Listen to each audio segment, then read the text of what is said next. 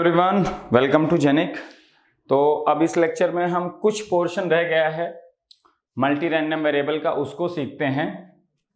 तो अभी तक हमने प्रोबेबिलिटी निकालना डबल रैंडम वेरिएबल के केस में, ज़्यादातर डबल रैंडम वेरिएबल आपको मिलेंगे, है ना। तो उसमें जॉइंट पीडीएफ से कैसे इनइक्वालिटीज की प्रोबेबिलिटी निकालते हैं, कैसे हम अगर दो रैंडम वेरिएबल इंडिपेंडेंट है उनका समेशन कर दे तो जो नया रैंडम वेरिएबल बनेगा उसका पीडीएफ हम कैसे कन्वोल्यूशन करके निकाल सकते हैं, ठीक है ना।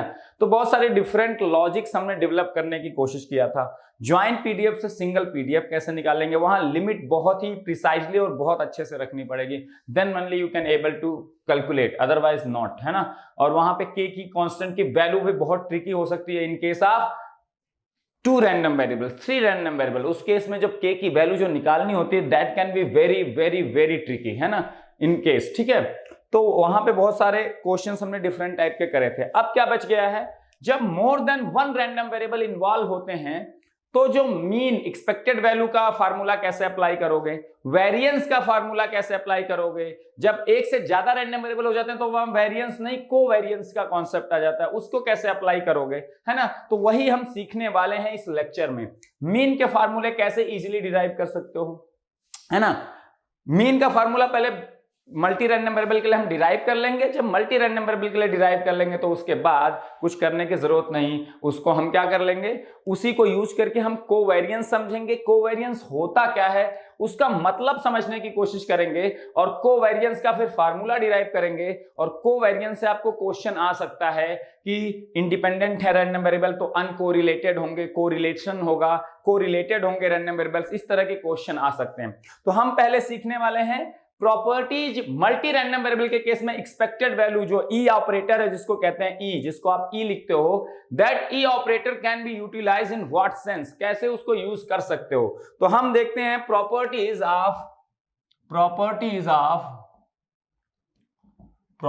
Of mean in case of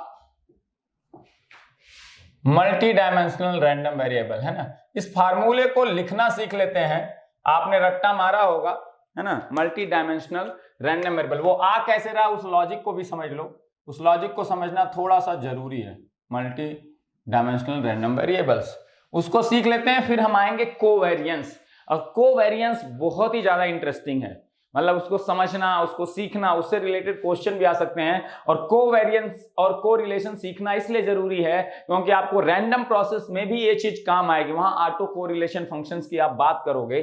so you have to deal with the correlation and what does this correlation signifies, you actually must understood what it actually signifies. If you understood it, then you can relate it what is happening in your system, what you are calculating and why you are calculating. अगर आपको नहीं पता है तो बस आप calculation कर रहे होगे, सिस्टम में उसका रिफ्लेक्शन क्या आएगा, सिस्टम में उसका यूज क्या होगा, you won't be able to relate it, है ना। तो हम इसको देखते हैं। तो हम जैसे ले लेते हैं ax plus b y, simple सा समेशन ले लेते हैं। दो रैंडम वेरिएबल है x और y, whether x and y are independent, dependent doesn't matter, है ना। x और y क्या है, दो रैंडम वेरिएबल हैं अलग अलग, दोनों डिपेंडेंट भी हो सकते हैं इंडिपेंडेंट भी हो सकते हैं। और x और y का जो ज्वाइंट पीडीएफ है आपको पता है, ज्वाइंट पीडीएफ आपको पता है। ज्वाइंट पीडीएफ आप कैसे देखते हो, जब एंड रिलेशन के साथ x और y को देखते हो, x जो वैल्यूज ले रहा है और y जो वैल्यू ले रहा है, तो जो प्रोबेबिलिटी होती है, प्रोबेबिलिटी डेंसिटी फंक्शन, उसको हम ज्वाइंट पीडीएफ या हम ज्वाइंट पीएमएफ कहते हैं। सिंपल सी बात है। अब मान लो ये आपका लेट्स से ये x और y का फंक्शन है, एक रैंडम वेरिएबल g मिल गया जिसको हम जैसे z is equal to x plus y हमने किया था। तो this g is nothing but function of x and y, function of two random variables x and y, and I need to find out the expected value of this random variable which is function of x and y। g random variable का मुझे क्या बताना है, expected value बतानी है, ठीक है ना। अब ध्यान से समझना। अब यहां पे देखो, जब आपका x random variable small x value लेगा, है ना, और एंड y जब आपका स्मॉल y वैल्यू ले लेगा, तो ये प्रोबेबिलिटी क्या होगी, x Y D x D y होगी कि नहीं। x की स्मॉल x सैंपल वैल्यू लेने की और साथ में y के स्मॉल y सैंपल वैल्यू लेने की प्रोबेबिलिटी क्या है, ये है ज्वाइंट प्रोबेबिलिटी डेंसिटी फंक्शन क्या बताता है, ज्वाइंट प्रोबेबिलिटी को रिप्रेजेंट करता है अगर उसमें dx dy से मल्टीप्लाई कर दो। जैसे fx को dx से मल्टीप्लाई कर दो प्रोबेबिलिटी, ज्वाइंट के केस में dx dy से मल्टीप्लाई कर दोगे तो प्रोबेबिलिटी। तो x सैंपल वैल्यू ले और y सैंपल ले वैल्यू, तो उसकी प्रोबेबिलिटी क्या है ये। जैसे x सैंपल वैल्यू लेगा, ये gxy एक सिंगल रैंडम वेरिएबल लेट से z है, ये z है ना, तो आपका जो रैंडम वेरिएबल z है वो कौन सी वैल्यू लेगा, जब x स्मॉल x वैल्यू लेगा तो ax कितनी वैल्यू लेगा, a स्मॉल x है ना। जैसे x स्मॉल x वैल्यू लेगा और y स्मॉल वैल्यू लेगा इस प्रोबेबिलिटी के साथ, वैसे ही z a into small x plus b into small y value लेगा, इसी को आप कह सकते हो z वैल्यू लेगा विद प्रोबेबिलिटी सेम क्या fxy xy dx dy कहोगे कि नहीं। जैसे ही x वैल्यू लेगा और y स्मॉल y वैल्यू लेगा, z क्या वैल्यू ले लेगा, x ने जैसे x वैल्यू लिया तो a इंटू x हो गया, और y ने जैसे ही वैल्यू y लिया और है तो x ने x वैल्यू लिया और y ने y वैल्यू लिया, तो z ने एक स्मॉल z वैल्यू ले लिया जो कि वैल्यू है a into x plus b into y। तो x की x और y की y वैल्यू लेने की जो प्रोबेबिलिटी है वही z की z value ax plus by लेने की है कि नहीं, क्योंकि z ax plus by value कब लेगा, जब x वैल्यू लेगा और y वैल्यू लेगा। तो x की x और y वैल्यू लेने की जो प्रोबेबिलिटी है वही z की small z value ax plus by लेने की प्रोबेबिलिटी होगी कि नहीं। लॉजिक से देखो, अब मुझे z का एक्सपेक्टेड वैल्यू बताना है, मैं यही चीज आपको डिराइव करना चाहता था कि जो एक्सपेक्टेड वैल्यू है मैंने बताया था सिंगल रैंडम वेरिएबल के केस में it is always a linear operator, ये प्लस माइनस पे लीनियरली डिस्ट्रीब्यूट हो जाता है, ये प्लस माइनस पे डिस्ट्रीब्यूट हो जाता है इजीली, है ना, लीनियरली डिस्ट्रीब्यूट हो जाता है, ठीक है ना। तो अब देखो ध्यान से ये क्या आएगा, ये ध्यान से देखिएगा, कुछ करने की जरूरत नहीं है। अब देखो z कोई वैल्यू लेता है small z with this probability, तो आपको करना क्या होता है, जो सैंपल वैल्यू ले रहा है उसकी प्रोबेबिलिटी का मल्टीप्लीकेशन है ना। अगर एक्सपेक्टेड वैल्यू किसी रैंडम वेरिएबल का बताना हो तो जो वो सैंपल वैल्यू लिया उसकी प्रोबेबिलिटी से उसको मल्टीप्लाई कर दो सैंपल वैल्यू, और ये जितने ऐसे सैंपल हैं उन सारे सैंपल पे सैंपल इंटू प्रोबेबिलिटी का मल्टीप्लिकेशन करके सारे सैंपल पे क्या कर दो, एडिशन कर दो, यहां एडिशन इंटीग्रेशन हो जाएगा तो आपको एक्सपेक्टेड वैल्यू। और यहां दो वेरिएबल्स हैं x और y, तो x के रिस्पेक्ट में x के जितने पॉसिबल कॉम्बिनेशंस हैं, y के जितने पॉसिबल कॉम्बिनेशंस है, उस हर x y के पॉसिबल कॉम्बिनेशन के करेस्पॉन्डिंग z वैल्यू लेगा विद दिस प्रोबेबिलिटी, है ना, और sample value into probability multiply करके ऐड करते जाओ, x और y के जितने पॉसिबल कॉम्बिनेशन है उसके करस्पॉन्डिंग z बहुत सारी वैल्यूज लेगा और ये प्रोबेबिलिटी ये होगी, तो प्रोबेबिलिटी मल्टीप्लाई करके ऐड करते जाओ, ये आपका क्या होगा, expected value of z। Integration dx dy, क्योंकि यहाँ दो वेरिएबल थे, दो वेरिएबल जब x और y वैल्यू लिया तब z ने z वैल्यू लिया, तो इंटीग्रेशन दो वेरिएबल के रिस्पेक्ट में हो जाएगा, ठीक है ना, क्योंकि दोनों x क्या वैल्यू लिया और y क्या वैल्यू लिया उस पर डिपेंड करेगा z क्या वैल्यू लेगा z, तो इंटीग्रेशन दो के। अब देखो ध्यान से z की मैं वैल्यू रख देता हूं minus infinity to infinity, z की वैल्यू क्या है, a small x plus b small y, f x y dx dy, simple सा, इसको अब बाहर निकालो। अब देखो इसको दो भाग में ब्रेक कर देते हैं, minus infinity to infinity a small x f x y dx dy plus minus infinity to infinity b y F x y dx dy, break कर देंगे। अब ध्यान से देखो ये क्या है, केवल x का फंक्शन है, तो मैं पहले x की लिमिट बाहर कर लेता हूं, dx बाहर कर लेता हूं, y के रिस्पेक्ट में मुझे इंटीग्रेशन करना है, तो y के रिस्पेक्ट में मैं पहले इंटीग्रेशन करना चाहता हूं, तो y के रिस्पेक्ट में किसको इंटीग्रेट करूंगा, जो y का फंक्शन होगा, x तो कांस्टेंट है, dx भी बाहर आ गया, बचा क्या, fx y, ये y का फंक्शन है, x और y दोनों का फंक्शन है, और ये dy कर दोगे ऐसे। प्लस यहां पे देखो मैं by को बाहर ले लेता हूं और मैं पहले x के रिस्पेक्ट में इंटीग्रेशन by dy को बाहर ले लेता हूं, माइनस इनफिनिटी, मुझे x के रिस्पेक्ट में पहले इंटीग्रेशन करना है, x के रिस्पेक्ट में पहले इंटीग्रेशन करना है, तो x वाले जो फंक्शन है उन्हीं को लोगे तुम, x वाले फंक्शन है उन्हीं को लोगे dx, और x की लिमिट -∞ से इन्फिनिटी है। तो ये x और y दोनों का फंक्शन, तो इसमें x है, इसमें केवल y है, तो ये बाहर आ गया x के रिस्पेक्ट में, तो क्या हो जाएगा y कांस्टेंट।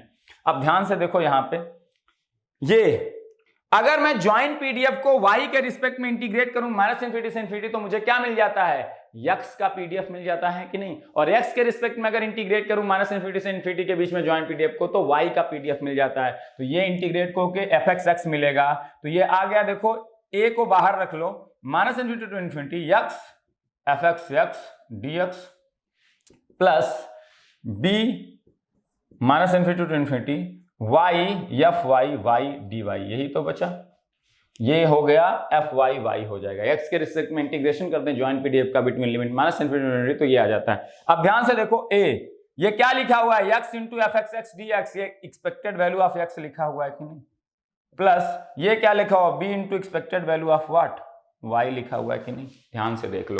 तो देखो कुछ नहीं हुआ, एक्सपेक्टेड वैल्यू ऑफ मुझे क्या बताना था, ax प्लस by, तो चाहे वो दो रैंडम वेरिएबल अलग अलग हो, तीन अलग अलग रैंडम वेरिएबल का समेशन हो, चाहे एक ही रैंडम वेरिएबल के डिफरेंट, जैसे यहाँ ax स्क्वायर हो, bx हो प्लस c हो, एक ही रैंडम वेरिएबल के डिफरेंट पावर्स हो, या अलग अलग रैंडम वेरिएबल का समेशन हो, expected value is always a linear operator, it distributed over plus and minus sign, ये प्लस और माइनस पे सिंपली डिस्ट्रीब्यूट हो जाता है। इसको कोई मतलब नहीं है कि ये x का फंक्शन है, ये वाला y का फंक्शन है, अगला वाला x y का फंक्शन है, it doesn't matter to it at all, है ना। Expected value is always a linear operator and distributed over plus and minus sign, simply distribute हो जाता है। उसके अंदर x का फंक्शन है, कहीं y का फंक्शन है, कहीं x y दोनों का फंक्शन है, इट डजंट मैटर। देखो यहाँ पे हमेशा आप करोगे, इस लॉजिक से करना पड़ेगा तब आएगा। देखो तो ये सिंपली डिस्ट्रीब्यूट हो जाता है, बस ये ध्यान रखो,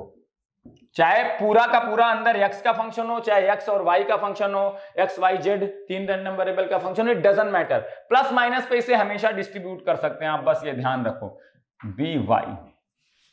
और आपको पता है एक्सपेक्टेड वैल्यू ऑफ ax क्या होता है, a बाहर आ जाता है, expected value of x constant, expected value of by expected value of y, simply, है ना।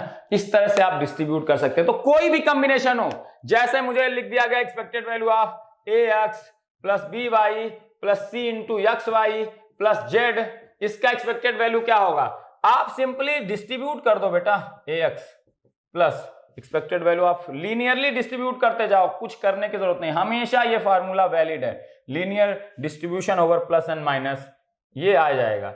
अब ये देखो ax का क्या हो जाएगा, a expected value of x, b का क्या हो जाएगा, b बाहर एक्सपेक्टेड वैल्यू ऑफ y, ये आप पढ़ चुके हो। अब एक्सपेक्ट c कांस्टेंट, ये x इंटू वाई भी एक रैंडम वेरिएबल ही है, उसको आप मान सकते हो कोई q random variable, q is equal to x into y, ये भी एक क्या है रैंडम वेरिएबल, जैसे x plus y, z is equal to x plus y, z भी क्या होता था एक रैंडम वेरिएबल, ऐसे x इंटू वाई भी एक रैंडम वेरिएबल है। तो c इंटू q का एक्सपेक्टेड वैल्यू कांस्टेंट हमेशा बाहर आ जाता है, expected value of x y बच जाएगा, plus expected value of z तो है ही सिंपली। अब expected value of x y निकालने के लिए ऑब्वियस सी बात है आपको ज्वाइंट पीडीएफ चाहिए होगा। Expected value of x y कैसे लिखोगे, अगर यहां कुछ भाई इनका तो सिंगल पीडीएफ चाहिए होगा एक्सपेक्टेड वैल्यू ऑफ एक्स निकालने के लिए, एक्सपेक्टेड वैल्यू लिखने के लिए सिंगल पीडीएफ, लेकिन यहां दो रैंडम वेरिएबल हैं एक्सपेक्टेड वैल्यू के अंदर, तो आपको क्या चाहिए होगा, ज्वाइंट पीडीएफ चाहिए होगा बेटा, ज्वाइंट पीडीएफ। तो अगर जिन लोगों को expected value of x y लिखने में सोचना पड़ रहा उनको मैं यहीं से बता देता हूं, ध्यान से। एक्स वाई भी क्या है, एक रैंडम वेरिएबल है, उसको कुछ भी मान लो, उसको कोई नाम दे दो, लेट्स से गामा है या जेड है, कोई भी नाम दे दो। इसको एक्स वाई को अगर मैं कोई नाम दे देता हूं, लेट्स से क्यू नाम दे देता हूं, तो क्यू इज इक्वल टू क्या है, एक्स इंटू वाई। तो जैसे देखो एक्स ने एक्स वैल्यू ली और y ने y वैल्यू ली, तो q ने क्या वैल्यू ले लिया, q ने वैल्यू ले लिया x इंटू वाई, इसको स्मॉल q आप कह सकते हो। जैसे x वैल्यू लिया और y वैल्यू लिया, तो q ने x इंटू वाई, x ने x और y ने y, x into y value ले लिया विद द सेम प्रोबेबिलिटी, क्या यही प्रोबेबिलिटी होगी dx dy। अब एक्सपेक्टेड वैल्यू ऑफ q बतानी है तो क्या ऐसे करते हो, जो इसने सैंपल वैल्यू लिया x y उसकी प्रोबेबिलिटी dx dy और फिर सारे पॉसिबल वैल्यूज x के सारे पॉसिबल, क्योंकि x के रिस्पेक्ट में इंटीग्रेशन, y के रिस्पेक्ट में इंटीग्रेशन है तो y के सारे, तो ये expected value of x y का फार्मूला आ जाएगा। एकदम बेसिक प्रॉपर लॉजिक है। तो एक्सपेक्टेड जो ई ऑपरेटर है बाहर लगा हो, वो अंदर प्लस माइनस साइन पे एज इट इज डिस्ट्रीब्यूट हो जाता है ना, बीच में प्लस माइनस मेंटेन करते रहो, जो प्लस साइन है वहां प्लस रह जाएगा, जहां माइनस है वहां माइनस, और सब पे वो डिस्ट्रीब्यूट होता जाएगा expected value of x plus expected value of b y, expected value x b y plus c x y plus z. फिर उसके बाद जो प्रॉपर्टीज हैं वो लगाते जाओ, उसके बाद आंसर पाते जाओ। कुछ करने की जरूरत है क्या? तो चाहे मल्टी रैंडम वेरिएबल हो, चाहे कितने भी रैंडम वेरिएबल कैसे भी हो, समेशन माइनस प्लस में कैसे भी लिखे हो, प्लस माइनस पे एक्सपेक्टेड वैल्यू या E operator will always be distributed in no sense, है ना, हमेशा, चाहे वो एक रैंडम वेरिएबल एक्स का वो फंक्शन हो, चाहे एक से ज्यादा random variable x y z कितने भी रैंडम वेरिएबल का वो फंक्शन हो, उसका आपको एक्सपेक्टेड वैल्यू निकालना है। तो अगर वो प्लस माइनस साइन के फॉर्म में लिखे हुए हैं, समेशन और सब्ट्रैक्शन के फॉर्म में, तो एक ई ऑपरेटर उन सब पे प्लस माइनस साइन पे डिस्ट्रीब्यूट हो जाएगा। डिस्ट्रीब्यूट होने के बाद जो चीजें आएंगी उनके एक्सपेक्टेड वैल्यू आप निकालो और फिर ओवरऑल का एक्सपेक्टेड वैल्यू आपको पता चल जाएगा। As simple as that. अब आते हैं, अभी तक आप जब सिंगल रैंडम वेरिएबल पढ़ते थे, अब हम बात करने वाले हैं कोवेरिएंस की। What is covariance? उसके पहले ये जानना जरूरी था जो एक्सपेक्टेड वैल्यू वाला फॉर्मूला था कैसे आ रहा है। समझ में आ गई बात? समझ में आ गई है ना? हमेशा डिस्ट्रीब्यूट होता जाएगा, तो कुछ करने की ज्यादा जरूरत नहीं है, ठीक है, सिंपल एज दैट। कोवेरिएंस क्या होता है, फिर हम आ जाते हैं।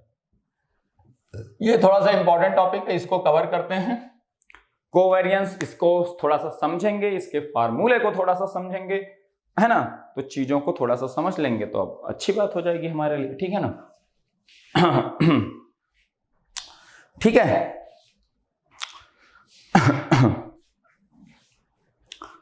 समझ में आ रही बात? ठीक है, तो कोवेरिएंस की हम बात करने वाले हैं। अब देखो ध्यान से, कोवेरिएंस का मतलब क्या? जब एक से ज्यादा, अभी तक वेरिएंस की बात हमने किया था, तो वेरिएंस क्या बताता था? एक सिंगल रैंडम वेरिएबल की जब आपने एक्सपेक्टेड वैल्यू फाइंड करी, तो जो बाकी सैंपल वैल्यूज हैं उस मीन या एवरेज वैल्यू से कैसे डिस्ट्रीब्यूटेड हैं, उस एवरेज वैल्यू के रिस्पेक्ट में कैसे डिस्ट्रीब्यूटेड हैं। अगर ज्यादातर सैंपल वैल्यूज दूर दूर हैं आपकी उस मीन वैल्यू या एवरेज वैल्यू से, तो मतलब आपका वेरिएंस क्या है? हाई है। वैल्यूज दूर दूर है, वेरिएंस हाई होके बताता है कि ये हाई है ना। अब अगर ज्यादातर सैंपल वैल्यूज मीन के आसपास हैं, तो आपको वो क्या बताता है कि वेरिएंस कम है। ज्यादातर सैंपल वैल्यूज क्या है? कंसंट्रेटेड है अराउंड द मीन वैल्यू और average value, and curve will be compact around the mean value, है ना, not spread around the mean value. If variance is high then it will be spread, if variance is low it will be compressed compact around the mean value. पहली चीज। अब covariance का concept, ये तो single random variable हो गया। अब अगर हमें दो रैंडम वेरिएबल कंपेयर करने हैं, तो कोवेरिएंस का कॉन्सेप्ट आता है, और ये बहुत ही ज्यादा बेहतरीन कॉन्सेप्ट है। इसको समझने की कोशिश करते हैं। इसको फार्मूला कहां से आया? कोवेरिएंस का आपने फार्मूला पढ़ा होगा क्या? एक्सपेक्टेड वैल्यू, अगर दो रैंडम वेरिएबल हैं x एंड y, दोनों डिपेंडेंट है इंडिपेंडेंट है, डजंट मैटर, बस दो रैंडम वेरिएबल है x और y, x माइनस इसका mu x into y minus इसका मीन म्यू y, इसके प्रोडक्ट का एक्सपेक्टेड वैल्यू जब हम निकालते हैं, इसी को कहते हैं कोवेरिएंस। तो कोवेरिएंस का फार्मूला यही क्यों है बेटा? अब समझने की कोशिश करते हैं। मान लो जो आपने दो x और y रैंडम वेरिएबल लिए, मान लो, फिर इस फार्मूले को डिराइव करेंगे और इस फार्मूले से बहुत सारी चीजें सीखने वाले हैं। कोरिलेशन, कब कहेंगे कि दो रैंडम वेरिएबल कोरिलेटेड है, कब कहेंगे अनकोरिलेटेड है, कब इंडिपेंडेंट होगा, कब इंडिपेंडेंट होगा, सारे केसेस में हम देखेंगे। और यहां से एक नंबर का थियोरेटिकल क्वेश्चन कभी भी आ सकता है। तो इसको जब हम कवर कर लेंगे कोवेरिएंस को, फिर ज्यादा कुछ बचेगा नहीं, फिर हम क्वेश्चन सीधे देखेंगे अपने क्या बोलते हैं एग्जाम के, और उसको फिर ऑलमोस्ट ये फिनिश हो जाएगा, ठीक है। एक्स और वाई देख लेते हैं भाई साहब, थोड़ा सा दिमाग लगाएंगे, थोड़ा सा देखेंगे, अपना काम हो जाएगा भाई साहब, ठीक है। अब देखो कोवेरिएंस का मतलब क्या है? मतलब को का मतलब क्या होता है? साथ में, और वेरिएंस का मतलब क्या है? वेरिएशन। वेरिएंस हम क्या देखते थे? वेरिएशन। मतलब हम दोनों का साथ में वेरिएशन देखना चाहते हैं। जैसे एक एग्जांपल लेते हैं, आपका एक आइसक्रीम बेचने वाला बंदा है ना, तो एक चीज है कि आइसक्रीम की सेल कितनी है, आइसक्रीम बिक कितनी रही है, और एक वेरिएबल है आपका सेल कितनी हो रही है आइसक्रीम की, है ना। ये तो सेल लगा, सेल कितनी हो रही है, सेल तो मतलब होता है सेल लगी हुई है, ऑफर चल रहा है। आइसक्रीम की सेल कितनी हो रही है और टेम्परेचर कितना है दिन का, एक वेरिएबल आपका क्या है टेम्परेचर, जो कि दिन में वेरी कर रहा है, कभी ज्यादा है टेम्परेचर, कभी कम है, कभी मॉडरेट है ना, तो दिन का टेम्परेचर वेरी कर रहा है। और एक सेल है आइसक्रीम का कि कितना आपका आइसक्रीम का सेल हो रहा है डिपेंडिंग अपॉन द टेम्परेचर। अब देखो, अब आप डेटा कलेक्ट कर रहे हो, आप डिफरेंट दिन का आपने डिफरेंट टाइम जो था, डिफरेंट टाइम में अलग अलग टेम्परेचर होता है, सुबह थोड़ा सा कम, दोपहर में थोड़ा हॉट, फिर धीरे धीरे थोड़ा सा कम शाम में, फिर जाके रात में थोड़ा सा और कम। तो आपने क्या कहा, टेम्परेचर के अगेंस्ट मैं देखूंगा कि मेरा सेल कैसा हो रहा है आइसक्रीम का। अब मैं यहां दो चीजें हैं, ये भी वेरी कर रहा है, टेम्परेचर बढ़ घट कुछ भी सकता है, आपकी जो सेल है आइसक्रीम की, सेल कितनी हुई आइसक्रीम की, वो भी घट बढ़ सकती है, ये भी रैंडम इन नेचर है, टेम्परेचर भी घट बढ़ सकता है, रैंडम इन नेचर है, दो रैंडम वेरिएबल्स एक तरह से हैं। अब देखो आप क्या कह रहे हो, जो इसकी सेल, अब आपने नोटिस करना शुरू किया, देखो कोवेरियंस क्या सिग्निफाई करेगा, बहुत ब्यूटीफुल कॉन्सेप्ट है, बहुत इंपॉर्टेंट है, बहुत अच्छी इंफॉर्मेशन देता है। अब आपने ये नोटिस किया कि टेम्परेचर बढ़ रहा है, क्या टेम्परेचर अगर बढ़ रहा है, क्या टेम्परेचर बढ़ रहा है, और आपने नोटिस किया आपका दिन का टेम्परेचर ज्यादा था उस समय की, आपने सेल नोट कर ली कितना भी का, दिन में जब सुबह टेम्परेचर कम था तब आपने टेम्परेचर के रिस्पेक्ट में सेल को नोट कर लिया, शाम में टेम्परेचर थोड़ा घटा, बीच में हाई आया था, फिर आपने सेल को नोट कर लिया, फिर रात में टेम्परेचर घटा, उस समय सेल को नोट कर लिया। फिर आप दोनों डेटा को एनालाइज करना चाहते हो, क्यों एनालाइज करना चाहते हो, ताकि आप ये एनालाइज कर पाओ कि मुझे अपने आइसक्रीम की स्टॉक कैसे रखनी है, कब ज्यादा रखनी है, कब कम रखनी है, आप इस चीज को एनालाइज करना चाहते हो। तो आपने क्या कहा कि आपने देखा कि टेम्परेचर घटने बढ़ने पे मेरे सेल पे क्या क्या इंपैक्ट पड़ रहा है, तो इन दोनों चीजें रैंडम थी, इन दोनों को आप साथ में एनालाइज कर रहे हो, कोवेरियंस आ गया, दोनों का वेरिएशन कैसा है। अब आपको अगर यह मिलता है कि जब टेम्परेचर बढ़ रहा है तो आपकी सेल इंक्रीज हो जा रही है, जब टेम्परेचर घट रहा है तो आपकी सेल घट जा रही है ना, तो अब एक ये केस हो गया, जैसे जैसे टेम्परेचर बढ़ रहा है उसी रेशियो में आपको मिला कि सेल बहुत बढ़ती जा रही है, जब टेम्परेचर घट रहा है तो सेल आपकी घटती जा रही है ना। तो इसकी एक एवरेज वैल्यू होगी म्यू एक्स और इसकी एक एवरेज वैल्यू होगी म्यू वाई, मीन वैल्यू जिसको हम कहते हैं, एवरेज टेम्परेचर और एवरेज सेल। अब जब टेम्परेचर बढ़ रहा है एवरेज टेम्परेचर से तो आपकी सेल भी बढ़ रही है, तो x minus mu x positive, y minus mu y भी पॉजिटिव। जब आपका टेम्परेचर म्यू वाई से लेट से घट रहा है टेम्परेचर और आपकी सेल भी घट रही है तो x माइनस म्यू एक्स भी निगेटिव, ये भी निगेटिव। अब अगर ध्यान से देखो, अब इस चीज को हम डेटा के टर्म में कैसे x माइनस म्यू एक्स और y माइनस म्यू वाई हमने क्यों रखा, ध्यान से देखो, जब टेम्परेचर बढ़ रहा है तो आपका सेल आपने देखा बढ़ा, और जब टेम्परेचर घट रहा है तो सेल आपका क्या हुआ, घटा। तो ये कैसा रिलेशन है, ये एक परफेक्ट रिलेशन है कि आपने ये x और y हाईली कोरिलेटेड हैं। हाईली कोरिलेटेड का क्या मतलब, कि मुझे ये पता है कि अगर टेम्परेचर बढ़ेगा तो मेरी सेल बढ़ेगी और टेम्परेचर घटेगा तो मेरी सेल घटेगी। जब आपने इसको एनालाइज किया, आपने जब इसको एनालाइज किया तो आपने पाया कि जब भी मेरा टेम्परेचर बढ़ रहा है एवरेज टेम्परेचर के ऊपर तो सेल बढ़ रही है, जब भी टेम्परेचर घट रहा है तो x म्यू एक्स के नीचे आ रहा है। तो अब देखो ध्यान से, तो ये कैसा रिलेशन है, आप ये इस डाटा को देख के मैं कह सकता हूं ना कि मेरा जो आइसक्रीम की सेल है वो बहुत ज्यादा कोरिलेट है, रिलेटेड है विद द टेम्परेचर, है ना। जितना टेम्परेचर ज्यादा उतनी सेल ज्यादा, जितना टेम्परेचर कम उतना सेल क्या है, कम है। तो ये दोनों हाईली कोरिलेटेड हैं, हाईली कोरिलेटेड हैं। अब देखो यहां पे देखो, अब हम इसको डेटा के फॉर्म में कैसे ट्रांसफॉर्म करें, कि हम डेटा से कैसे एनालाइज करेंगे डेटा के फॉर्म में। अब देखो जब टेम्परेचर बढ़ा तो y माइनस म्यू वाई क्या पॉजिटिव, और x भी बढ़ा तो x माइनस म्यू एक्स भी पॉजिटिव, तो x minus mu x into y minus mu y क्या हो गया पॉजिटिव। आपको क्या करना है, एक्सपेक्टेड वैल्यू निकालने का क्या मतलब होता है, ये जो प्रोडक्ट है इसको बार बार प्रोबेबिलिटी से मल्टीप्लाई करके ऐड ही तो करना रहता है, क्योंकि यहां वेटेड एवरेज निकालते हो। यहां पे बस जो ये x minus mu x into y minus mu y है एक सैंपल हो गया, और इसको बार बार ऐड करना है, मल्टीप्लाई प्रोबेबिलिटी से करना है, क्योंकि आपको वेटेड एवरेज लेना होता है हमेशा जब भी रैंडम वेरिएबल। तो देखो x माइनस म्यू एक्स जब ज्यादा, y माइनस म्यू वाई भी ज्यादा, मतलब अगर टेम्परेचर बढ़ा तो सेल बढ़ा, तो ये पॉजिटिव प्रोडक्ट पॉजिटिव। जब ये घटा तो y minus mu y negative, ये घटा ये भी घटा तो x माइनस म्यू एक्स भी घटा, तो भी ये प्रोडक्ट क्या आएगा? पॉजिटिव।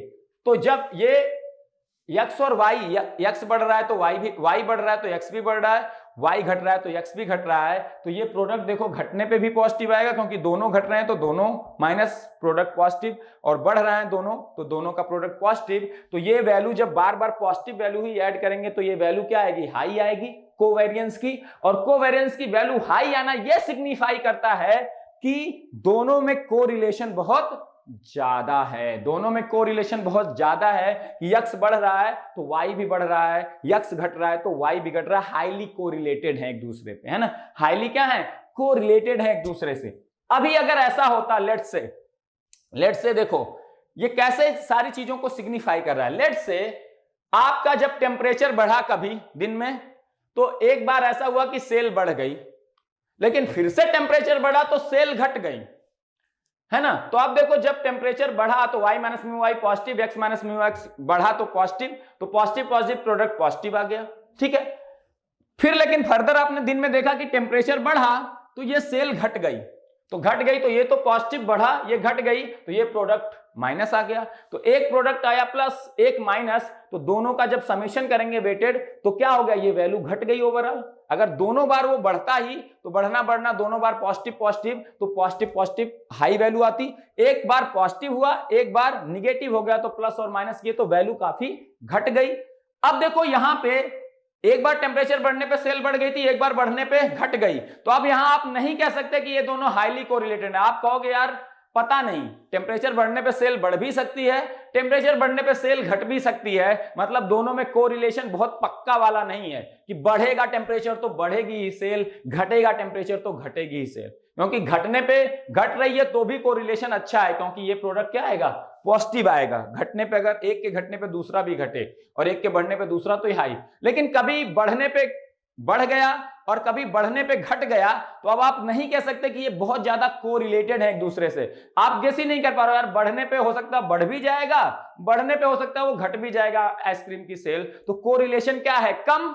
तो इस ये कभी पॉजिटिव आएगा कभी निगेटिव, तो समेशन क्या आएगा? स्मॉल वैल्यू, मतलब कोवेरिएंस क्या आएगा? स्मॉल वैल्यू आएगा अगर ये दोनों लेस कोरिलेटेड होंगे, तो ये प्रोडक्ट उसी को सिग्निफाई कर रहा है। अगर दोनों मीन वैल्यू, अगर ये बढ़ा मीन वैल्यू से अपने, ये भी बढ़ जाए तो प्रोडक्ट पॉजिटिव, ये घटा तो ये भी घट जाए तो ये प्रोडक्ट हमेशा क्या रहेगा? पॉजिटिव पॉजिटिव, तो इसकी वैल्यू ओवरऑल ज्यादा आएगी। ओवरऑल ज्यादा आएगी मतलब कोवेरिएंस ज्यादा, मतलब दोनों हाईली कोरिलेटेड हैं। लेकिन कभी बढ़ने पे ये घट गया, कभी बढ़ने पे बढ़ गया, और इसी तरह से अदरवाइज भी हो सकता है, कभी घटने पे इसके घटने पे ये घट गया, कभी इसके घटने पे ये बढ़ गया। तो आप ये भी नहीं कह सकते हाँ टेम्परेचर घटने पे ये घट ही रहा है या टेम्परेचर बढ़ने पे ये बढ़ ही रहा है ना। तो आप श्योर नहीं हो, घटने पे हो सकता है सेल घट जाए, घटने पे हो सकता है सेल बढ़ जाए, तो ये कोरिलेशन बहुत अच्छा कोरिलेशन नहीं है।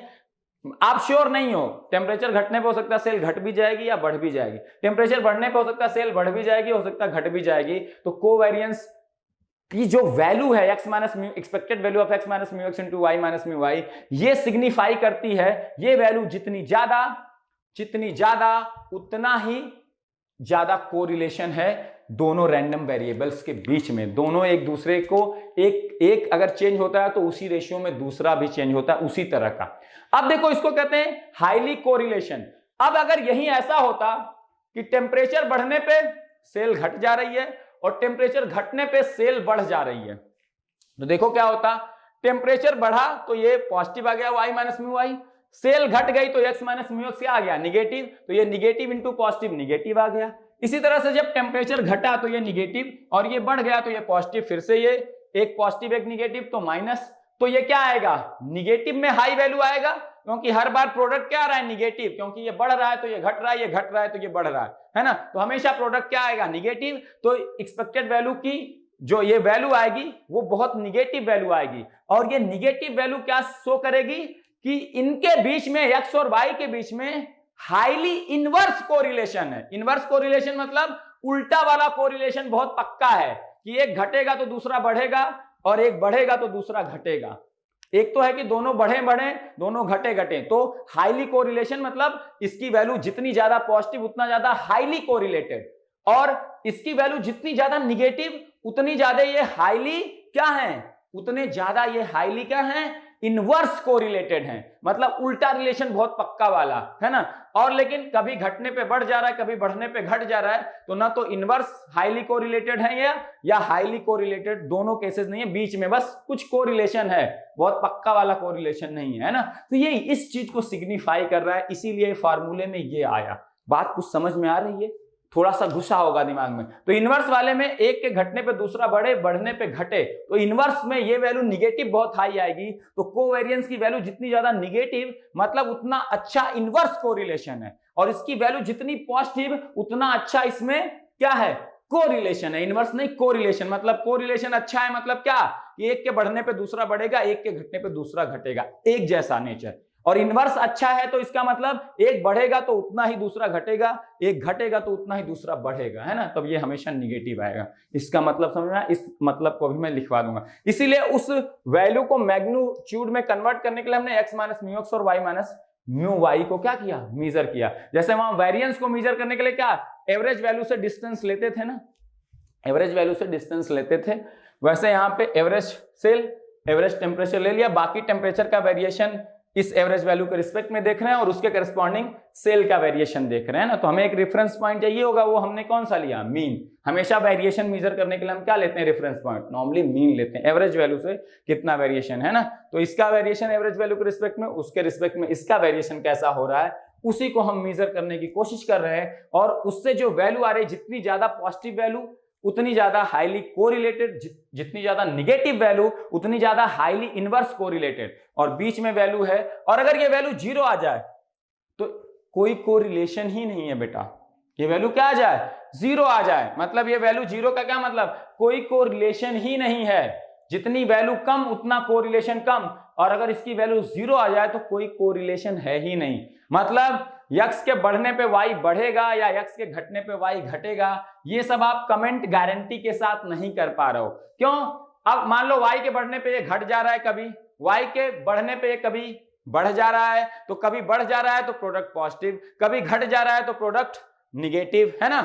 ये बढ़ ही रहा है, ये कभी घट जा रहा है, बढ़ जा रहा है। इसी तरह से जब ये घट जा रहा है, ये घटने पे ये कभी बढ़ जा रहा है, कभी घट जा रहा है, तो कभी प्रोडक्ट पॉजिटिव, कभी निगेटिव। तो जो समेशन होगा उसमें प्लस माइनस आएगा। और अगर रिजल्ट 0 आ गया, तो रिजल्ट 0 आ गया तो क्या कहोगे, कोई कोरिलेशन है ही नहीं, पता ही नहीं चल रहा है कि y बढ़ने पे x घटेगा कि बढ़ेगा, y घटने पे x बढ़ेगा कि घटेगा, आप श्योर ही नहीं हो। क्योंकि कभी घट जा रहा है बढ़ने पे, कभी बढ़ जा रहा है, कभी घटने पे बढ़ जा रहा है, कभी घट जा रहा है, तो आप श्योर ही नहीं हो, कोई कोरिलेशन आप डिसाइड ही नहीं कर पा रहे हो। तो इसकी वैल्यू जितनी स्मॉल, 0 के जितनी पास होगी उतना लेस कोरिलेशन, 0 से पॉजिटिव साइड में जितना हाई रहेगी उतना अच्छा हाईली कोरिलेशन, 0 से निगेटिव साइड में जितना दूर रहेगा उतना हाईली इनवर्स कोरिलेशन। इसका ये मतलब है, इस चीज को समझने की कोशिश करो। तो इसको निकालते हैं। अभी हमें बाद में कोरिलेशन कोफिशिएंट की भी जरूरत पड़ेगी, उसकी क्यों जरूरत पड़ी वो भी बताऊंगा, ठीक है ना। तो देखो ये समझ में आ गई मेरी बात।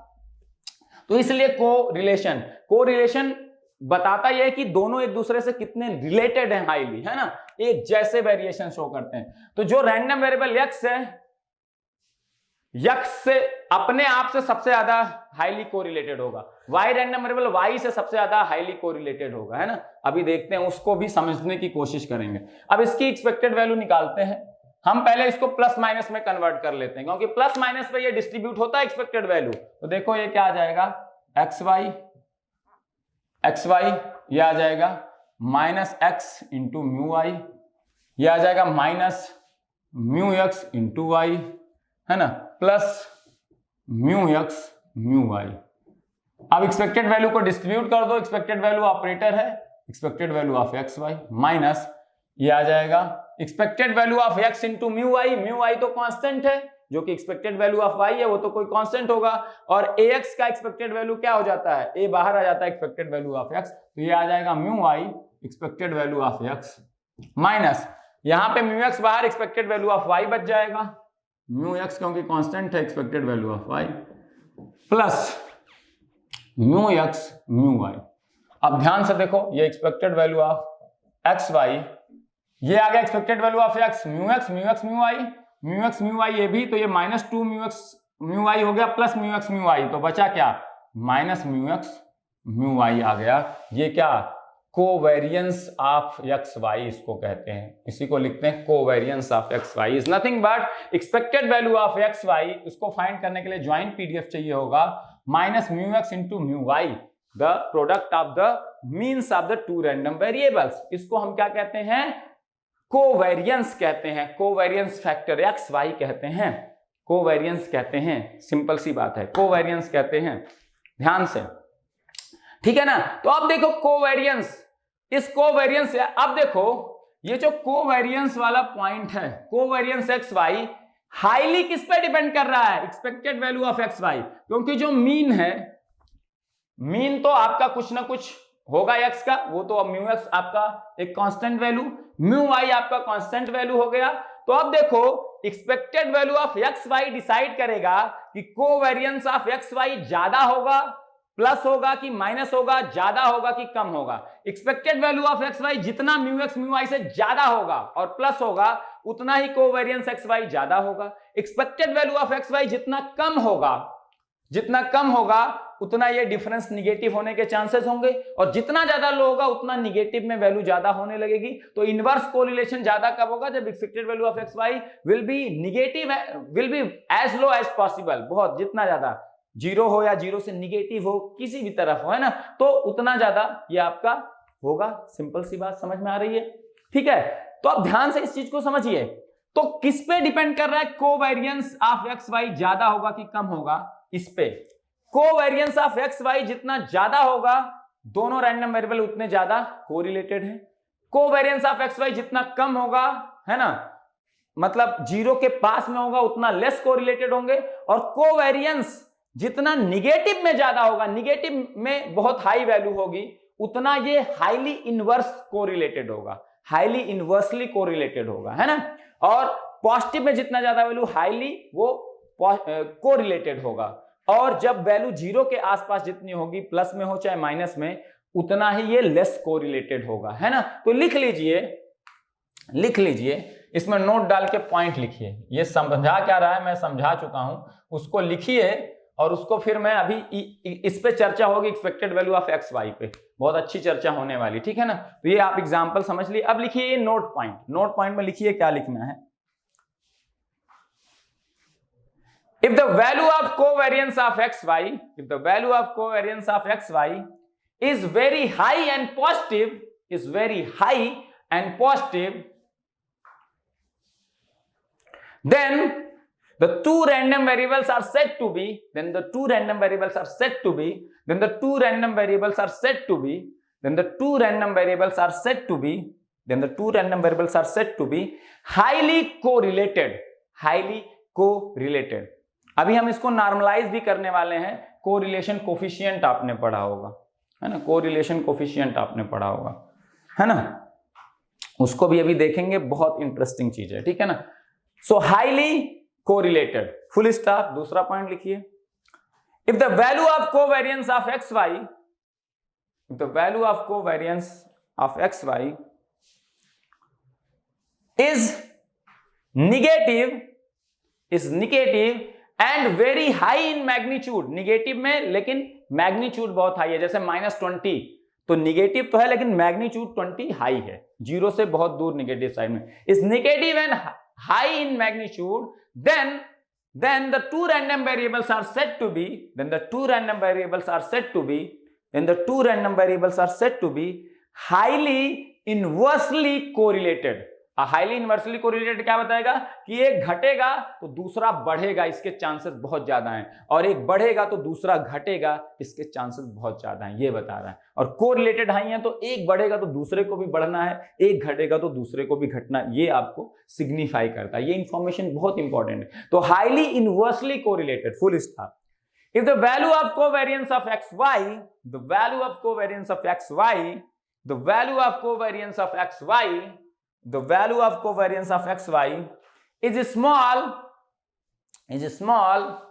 then the random variables are said to be less correlated, है ना, less correlated, है ना, less correlated। अब इस पे एक चीज और आते हैं, देखो ध्यान से, अभी इसकी बात करते हैं। अब देखो हमें जरूरत क्यों पड़ी, कोरिलेशन कोफिशिएंट की क्यों जरूरत पड़ी। तो यहां देखो जो expected value of x Y है, ये बहुत कुछ डिपेंड करता है। इसमें एक नोट में ही आगे पॉइंट लिखो, या आगे से पैराग्राफ चेंज करके पॉइंट लिखो, है ना, आगे से पैराग्राफ चेंज करके पॉइंट लिखो, बहुत बेहतरीन पॉइंट है, उसको लिखते हैं। आगे से पैराग्राफ चेंज करके पॉइंट लिखो, बहुत बेहतरीन पॉइंट है, उसको नोट डाउन करते हैं। लिखिए क्या लिखना है, लिखिए, बहुत अच्छा पॉइंट है। क्या लिखना है, हाँ लिखिए, the value of covariance of x y, the value of covariance of x y highly depends on the expected value of xy, expected value of xy, expected value of xy. Genic Prime is the new features by Genic Education, where you will get 450 plus video series questions explanation, Prime Facebook group for doubt solving, assignments, live sessions and many more.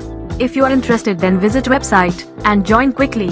For any query, call on 9837933283. Expected value of x, expected value of x y, इस पे highly depends करता है।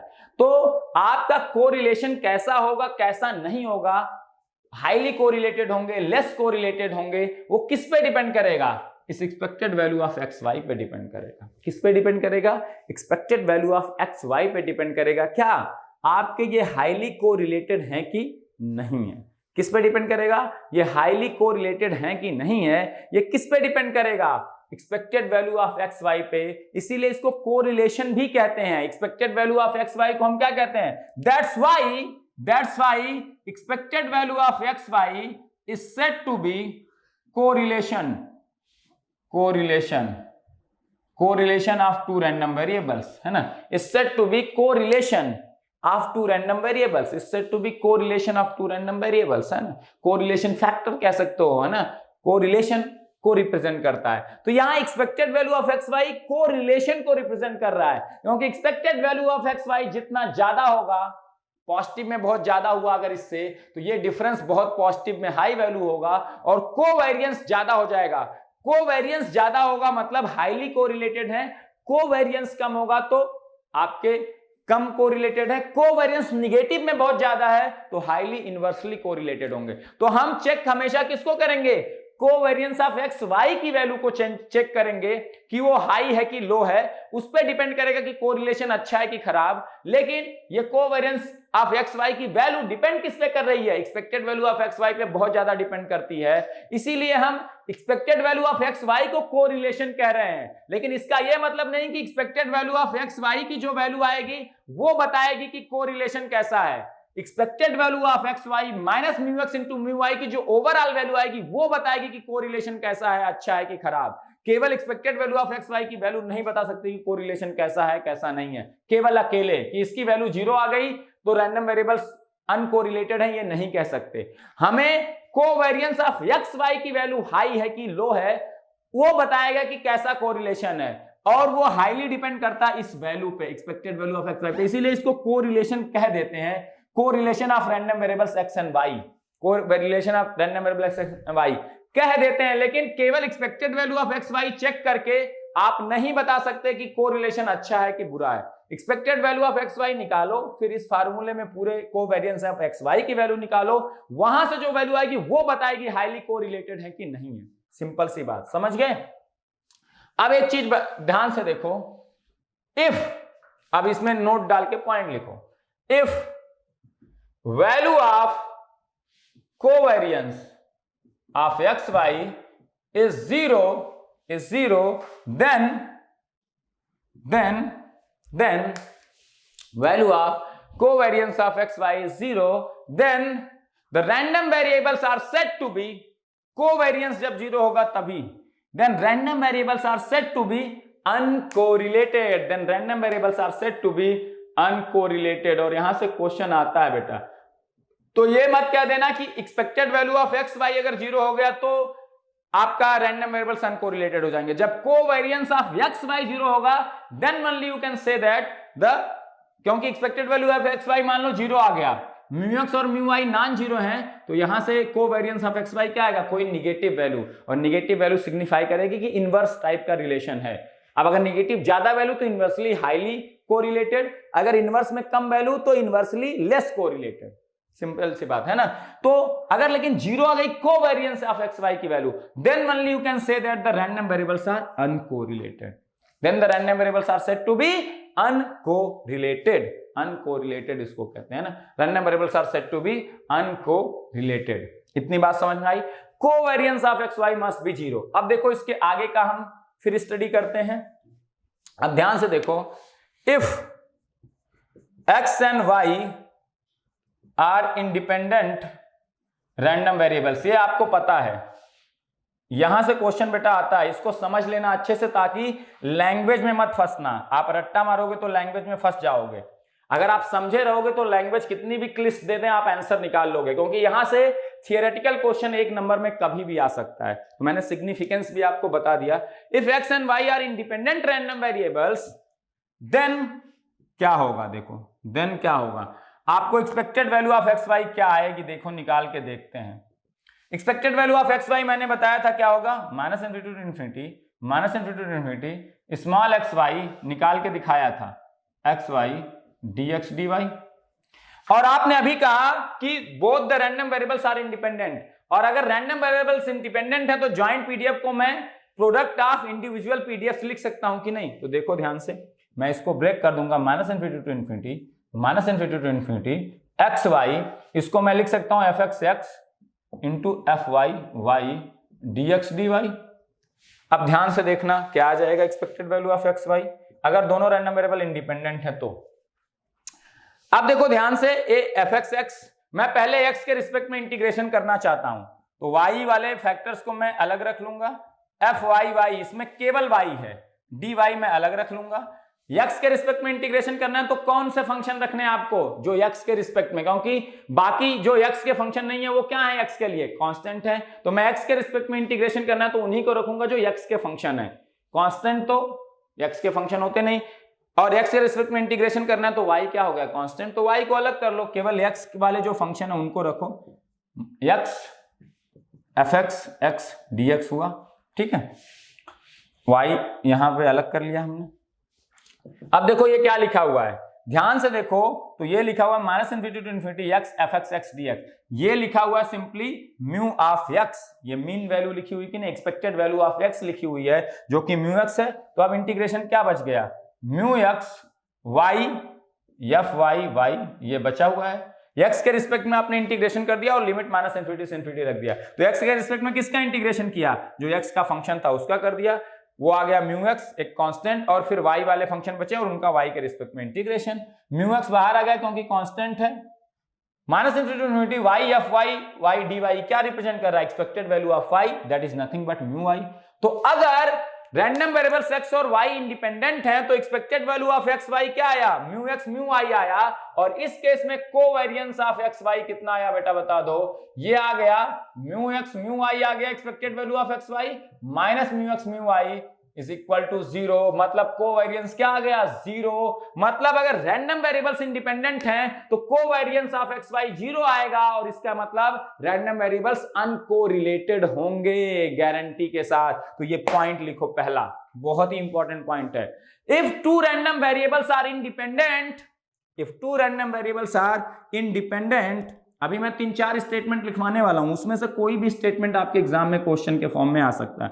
If two random variables are independent, if two random variables are independent, if two random variables are independent, then they will be definitely uncorrelated. अगर independent कह दिया मैंने कि x और वाई इंडिपेंडेंट रैंडम वेरिएबल्स हैं, then they will definitely be uncorrelated. वैसे भी सोचो ना, इंडिपेंडेंट है तो एक्स में कुछ चेंजेस हो रहा है, y में चेंजेस होना उस x के चेंजेस से y के चेंजेस का कोई मतलब ही नहीं है, मतलब दोनों में कोई कोरिलेशन है ही नहीं। x बढ़ रहा है, बढ़ने दो, y अपने हिसाब से वैल्यू लेगा, उसको कोई मतलब नहीं कि x बढ़ रहा है घट रहा है, मैं अपने हिसाब से वैल्यू लूंगा, मैं उससे इंडिपेंडेंट हूं, तो कोरिलेशन क्या है 0 है ना, कोई कोरिलेशन ही नहीं, अनकोरिलेटेड। मतलब अगर रैंडम वेरिएबल्स इंडिपेंडेंट हैं then they will surely be uncorrelated because covariance of x Y will be 0, because covariance of xy will be 0। तो covariance of xy डिपेंड किया कि नहीं एक्सपेक्टेड वैल्यू ऑफ xy पे, क्योंकि यही म्यू एक्स म्यू वाई आ गया तो ये 0। अब मुझे एक चीज बताओ ध्यान से, अब देखो इंडिपेंडेंट है तो अनकोरिलेटेड आ गए, बहुत अच्छी बात है। इंडिपेंडेंट है तो क्या आ गए, अनकोरिलेटेड आ गए। अब अगले पॉइंट पे आते हैं। देखो एक्सपेक्टेड वैल्यू ऑफ जो एक्स वाई है वो माइनस इन्फिनिटी टू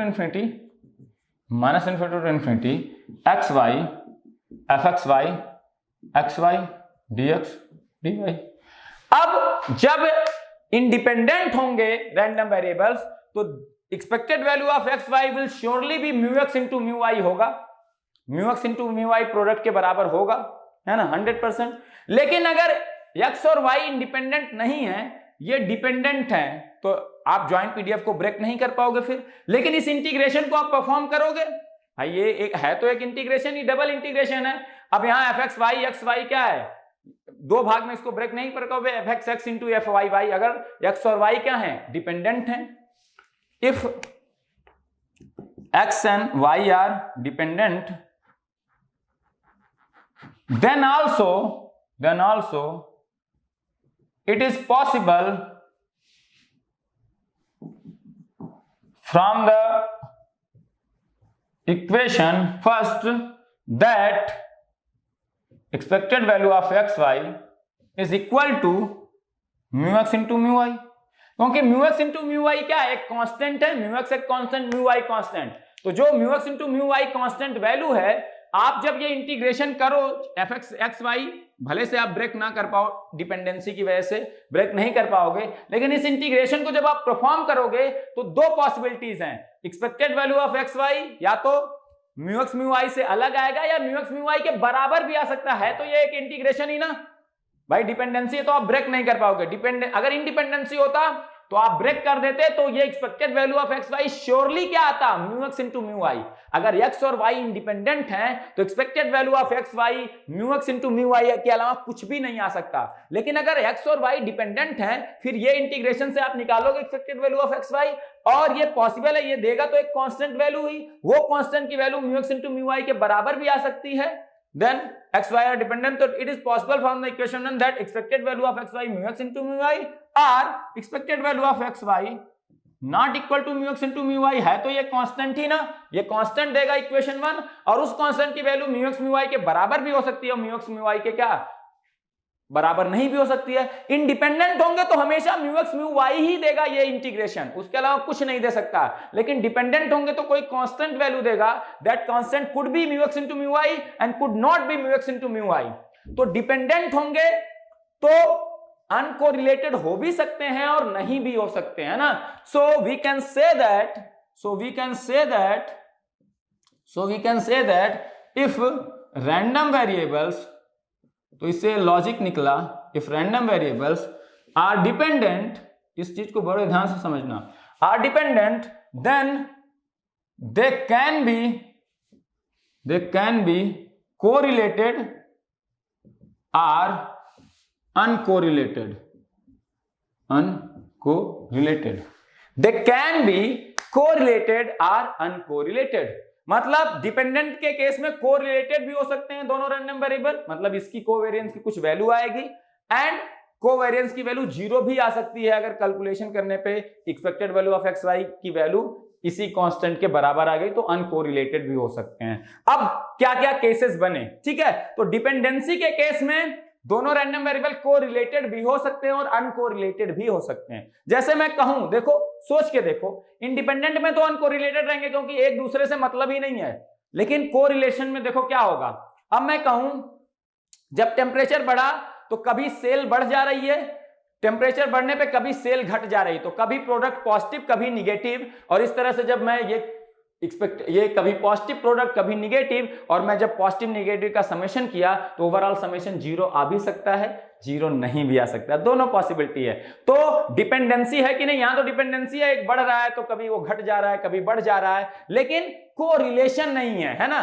कभी अगर कभी बढ़ जाने पे बढ़ जा रहा है, कभी बढ़ जाने पे घट जा रहा है, तो आप कहोगे यार कोई कोरिलेशन मिल नहीं रहा है, कभी बढ़ भी सकता है घट भी सकता है। तो जब वैल्यू निकाली आपने तो क्या आ गया, 0 आ गया ये वाला, कभी ये प्रोडक्ट पॉजिटिव आया कभी निगेटिव आया, समेशन किया आपने 0 आ गया, तो आप क्या कहोगे, अनकोरिलेटेड है। डिपेंडेंट तो हैं क्योंकि बढ़ने पे कभी घट जा रहा है, कभी बढ़ने पे बढ़ जा रहा है, तो डिपेंडेंसी तो है दोनों के बीच में, है ना, क्योंकि बढ़ने पे कभी घट कभी बढ़ रहा है ना, तो रिलेशन डिपेंडेंसी तो है लेकिन कोरिलेशन क्या है, जीरो है, क्योंकि कभी बढ़ने पे बढ़ जा रहा है, कभी बढ़ने पे घट जा रहा है, तो समझ में नहीं आ रहा कि क्या हो रहा है। बढ़ भी सकता है, घट भी सकता है, आप गारंटी के साथ नहीं कह सकते हो कि ऐसा ही होगा, बढ़ेगा तो बढ़ेगा ही, घटेगा या तो घटेगा ही, बढ़ेगा तो बढ़ेगा, घटेगा तो घटेगा। ये कोरिलेशन को रिप्रेजेंट कर रहा है कि आप बता पा रहे हो कि ओवरऑल बढ़ेगा तो बढ़ेगा ही, घटेगा तो घटेगा, है ना। तो जितना कम है तो आप श्योरली बता नहीं पा रहे हो। तो डिपेंडेंसी तो है कि टेम्परेचर और सेल में क्या है, डिपेंडेंसी तो है कि टेम्परेचर बढ़ा रहे हो तो ये कभी घट रहा है कभी बढ़ रहा है, तो दोनों में डिपेंडेंसी है, लेकिन कोरिलेशन क्या है, जीरो। तो डिपेंडेंसी होने पे कोरिलेशन जीरो हो भी सकता है, नहीं भी हो सकता है, क्योंकि इस इंटीग्रेशन की वैल्यू, समझ में आई बात। तो उस लॉजिक से भी सोचो, ठीक है ना, उस लॉजिक से भी सोचो तो आपको समझ में आएगा। तो अब देखो क्या केसेस बन गए। अब मैं 3-4 स्टेटमेंट लिखवाने वाला हूं जो आप बाई हार्ट तो कर ही लो और समझ के कर लो, समझ के कर लो। जबकि इंडिपेंडेंट होंगे तो अनकोरिलेटेड ही होंगे और कोई पॉसिबिलिटी नहीं है, क्योंकि इंडिपेंडेंट होंगे तो expected value of x y surely एक ही वैल्यू ले सकता है, mu x into mu y, and that will be equal to mu x into mu y, और ये जीरो ही आना है, ठीक है। अब देखो क्या हुआ, अगर हम पहले क्या चलें, इंडिपेंडेंट है तो एक ही पॉसिबिलिटी है, अनकोरिलेटेड। तो अगर आपको आया कि दो रैंडम वेरिएबल इंडिपेंडेंट हैं तो एक ही पॉसिबिलिटी है, अनकोरिलेटेड, और कुछ हो ही नहीं सकती, क्योंकि इंडिपेंडेंट के केस में इसकी वैल्यू एक ही पॉसिबल वैल्यू है, mu x into mu y, और कोवेरियंस जीरो ही होना है और ये अनकोरिलेटेड ही आना अगर रैंडम वेरिएबल इंडिपेंडेंट है। अगर डिपेंडेंट है रैंडम वेरिएबल्स तो मैंने क्या कहा, देयर आर टू पॉसिबिलिटीज, ये value mu x into mu y के बराबर आ सकती है तो अनकोरिलेटेड, अलग आएगी तो कोरिलेटेड, तो ये कोरिलेटेड भी हो सकते हैं और अनकोरिलेटेड भी हो सकते हैं, ठीक है। अब देखो, तो अब यहां एक स्टेटमेंट बना कि अगर random variables are independent then definitely they will be uncorrelated random variables. If random variables are dependent then they can be correlated, they can be uncorrelated, दोनों पॉसिबिलिटी है। अब उल्टा चलते हैं, अगर मुझसे कोई कहा कि रैंडम वेरिएबल्स अनकोरिलेटेड हैं, तो रैंडम वेरिएबल्स अगर मुझसे किसी ने कह दिया कि दो रैंडम वेरिएबल एक्स और वाई अनकोरिलेटेड हैं, तो मैं क्या कह सकता हूं, अनकोरिलेटेड हैं तो एक पॉसिबिलिटी है कि इंडिपेंडेंट हो तो भी अनकोरिलेटेड हो सकते हैं, अनकोरिलेटेड हैं तो एक पॉसिबिलिटी डिपेंडेंट। तो अगर मैं कहूं कि अनकोरिलेटेड है रैंडम वेरिएबल्स तो दे कुड बी डिपेंडेंट या दे कुड बी इंडिपेंडेंट, क्योंकि इंडिपेंडेंट के केस में भी अनकोरिलेटेड हो सकते हैं और डिपेंडेंट के केस में भी। तो रिवर्स मैपिंग करेंगे अनकोरिलेटेड का, तो अनकोरिलेटेड का रिवर्स मैपिंग एक डिपेंडेंट भी जाता है और एक इंडिपेंडेंट, तो they could be independent or dependent. अगर मुझे कहा जाए कि रैंडम वेरिएबल्स कोरिलेटेड हैं, कोरिलेटेड है तो एक ही मैपिंग है, देखो ध्यान से, कोरिलेटेड एक ही केस में हो सकते हैं, किसके केस में, डिपेंडेंट के केस में कोरिलेटेड हो सकते हैं और कोई पॉसिबिलिटी नहीं है ना। इंडिपेंडेंट के केस में कोरिलेटेड हो सकते हैं क्या, नहीं हो सकते हैं। तो कोरिलेटेड की एक ही मैपिंग है डिपेंडेंट, जबकि अनकोरिलेटेड की ये भी पॉसिबिलिटी है और ये भी पॉसिबिलिटी है ना। तो जैसे आपने कहा इंडिपेंडेंट है तो एक ही मैपिंग है कि अनकोरिलेटेड होंगे, डिपेंडेंट है तो दो मैपिंग पॉसिबल है, कोरिलेटेड भी हो सकते हैं अनकोरिलेटेड। सिमिलरली अगर रिवर्स मैपिंग देखें, अनकोरिलेटेड है तो दो मैपिंग पॉसिबल है, दे could be independent, they could be dependent, but correlated है तो एक ही मैपिंग पॉसिबल है, क्या, डिपेंडेंट ही हो सकते हैं, क्योंकि इंडिपेंडेंट अगर होंगे तो कोरिलेटेड हो ही नहीं सकते। तो कोरिलेटेड की एक ही मैपिंग पॉसिबल है, जैसे इंडिपेंडेंट की एक ही मैपिंग अनकोरिलेटेड पॉसिबल है, वैसे कोरिलेटेड की एक ही मैपिंग डिपेंडेंट पॉसिबल है। तो ये चारों में से कोई भी क्वेश्चन कभी भी एक नंबर में ऑब्जेक्टिव में आ सकता है। तो लिख लो चारों को पॉइंट के फॉर्म में और एकदम दिमाग में बैठा लो यहां से, इसी को मैंने मैपिंग ग्राफ बना रखा है। तो अनकोरिलेटेड पूछा जाए तो क्या क्या रिवर्स पॉसिबिलिटीज हैं, दो, कोरिलेटेड की रिवर्स पॉसिबिलिटी एक ही है। बस दिमाग में बैठाओ, आंसर टिक करो, आगे बढ़ जाओ, ठीक है। ये ग्राफ याद रखो, ठीक है। तो लिखो 4 point. If random variables are independent, if random variables are independent then they will be uncorrelated only, they will be uncorrelated for sure, they will be uncorrelated only, मतलब वो अनकोरिलेटेड ही होंगे फॉर श्योर, है ना। They will be uncorrelated only, full stop. If random variables are dependent, अभी हम independent और dependent की मैपिंग कर रहे हैं, फिर हम रिवर्स मैपिंग करेंगे। If random variables are dependent, if random variables are dependent, if random variables are dependent, if random variables are dependent, then if random variables are dependent, then they could be correlated and they could not be they could be correlated और दे could be uncorrelated. तो वो correlated भी हो सकते हैं और uncorrelated. There are two possibilities. तो मुझसे कोई कहे कि दो रैंडम वेरिएबल डिपेंडेंट हैं, तो मैं कहूंगा वो कोरिलेटेड भी हो सकते हैं और अनकोरिलेटेड भी हो सकते हैं, डिपेंडिंग की ये कोवेरिएंस एक्स वाई की वैल्यू कैलकुलेट करके देखनी पड़ेगी। दे could be correlated, they could be independent कहा तो मैं सीधे कहूंगा अनकोरिलेटेड, मुझे वैल्यू कैलकुलेट करने की जरूरत नहीं, जीरो ही आएगी for sure. They could be correlated, they could be uncorrelated, ठीक है, फुल स्टॉप। अब रिवर्स मैपिंग कहते हैं।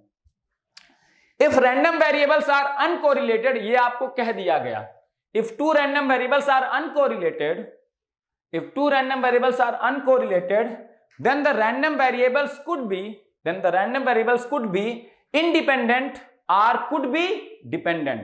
तो अगर मैंने मुझसे कहा गया कि दो रैंडम वेरिएबल अनकोरिलेटेड हैं, तो मैं कह सकता हूं कि रैंडम वेरिएबल्स डिपेंडेंसी या इंडिपेंडेंसी पे मुझे कमेंट करने को कहा जाए तो रैंडम वेरिएबल इंडिपेंडेंट भी हो सकते हैं और डिपेंडेंट, क्योंकि इंडिपेंडेंट रैंडम वेरिएबल्स तो अनकोरिलेटेड होते ही हैं, डिपेंडेंट रैंडम वेरिएबल्स भी अनकोरिलेटेड हो सकते हैं। तो मुझे केवल ये पता है कि अनकोरिलेटेड है, तो रिवर्स मैपिंग में डिपेंडेंट भी हो सकता है रैंडम वेरिएबल, दोनों इंडिपेंडेंट भी हो सकता है ना। हम ये नहीं कह सकते कि इंडिपेंडेंट ही होगा, डिपेंडेंट भी हो सकते हैं और इंडिपेंडेंट भी हो सकते हैं, फुल स्टॉप। अगला पॉइंट लिखिए, if random variables are correlated, ये आपको क्या गया कि दो रैंडम वेरिएबल्स कोरिलेटेड हैं। If random variables are correlated then they will definitely be dependent, और कोई पॉसिबिलिटी नहीं है। जैसे इंडिपेंडेंट में they will definitely be uncorrelated, वैसे if they are correlated then they will definitely be dependent. आपसे कहा गया कि कोरिलेटेड हैं, तो एक ही पॉसिबिलिटी है कोरिलेटेड की, कि डिपेंडेंट ही होंगे। इंडिपेंडेंट के केस में तो कोरिलेटेड हो ही नहीं सकते, तो दे विल बी डिपेंडेंट। तो ये रिवर्स मैपिंग करके आप देख लो, कोरिलेटेड कहा गया तो क्या क्या रिवर्स में पॉसिबिलिटी, एक ही, अनकोरिलेटेड तो दो पॉसिबिलिटी है ना, तो ये आपको ध्यान में रखना है। और यहां से तो इंडिपेंडेंट में एक ही पॉसिबिलिटी, डिपेंडेंट में भी दो पॉसिबिलिटी है ना। तो कोरिलेटेड का रिवर्स पॉसिबिलिटी एक ही, अनकोरिलेटेड के दो पॉसिबिलिटीज, इंडिपेंडेंट की एक पॉसिबिलिटी और डिपेंडेंट की भी क्या है, दो पॉसिबिलिटी है। इंडिपेंडेंट की एक, डिपेंडेंट की दो, अनकोरिलेटेड की दो और कोरिलेटेड की एक पॉसिबिलिटी।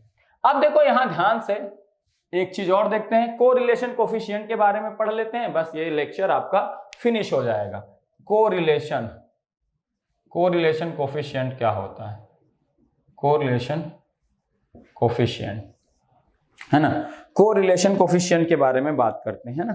फिर एक से जब ज्यादा रैंडम वेरिएबल आएंगे तो उनके वेरिएंस की हम फार्मूला डिराइव करेंगे। अभी तक हमने एक से ज्यादा रैंडम वेरिएबल एक्स और वाई अगर आते हैं तो हमने मीन या एक्सपेक्टेड वैल्यू निकालना सीख लिया था। एक्सपेक्टेड वैल्यू उसकी कैसे निकालेंगे, तो ई ऑपरेटर को डिस्ट्रीब्यूट किया और एक्सपेक्टेड वैल्यू निकाल दी। वेरिएंस अगर एक से ज्यादा रैंडम वेरिएबल समेशन के फॉर्म में है, एक्स भी है, वाई भी है, जेड भी है, उसमें अगर वेरिएंस मुझे निकालना है, उस लीनियर समेशन का मुझे वेरिएंस निकालना है, तो वेरिएंस वाले फार्मूले में है ना, मुझे क्या चाहिए होगा, कोवेरिएंस क्या होता है उसका आपको अंडरस्टैंडिंग होना चाहिए। कोवेरिएंस के फॉर्म में फार्मूले आएंगे तो उसको हम देखेंगे वहां पे, ठीक है ना, उसको हम समझने की कोशिश करेंगे। तो वेरिएंस का formula more than one random variable के केस में लोग रटवा देते हैं, रट्टा मार लो बेटा, ये इसमें variance a square variance of x, b square variance of y into covariance of, रट्टा मार लो बस, है ना। उसी में इधर उधर घुमा दिया तो दिमाग खुल जाएगा, फार्मूला वैलिड नहीं हो पाएगा। मैं उसको डिराइव कर दूंगा यहाँ। कोरिलेशन कोफिशिएंट रो एक्स वाई कभी कभी कहते हैं, इसकी क्यों जरूरत पड़ी, इसकी भाई क्यों जरूरत पड़ी, इसकी क्यों जरूरत पड़ी। अब देखो हमने दो चीजें ली, मान लो ये जैसे था टेम्परेचर और आइसक्रीम का सेल, और हमने एक ले लिया जो बुक का सेल है, एक x1 और एक y1।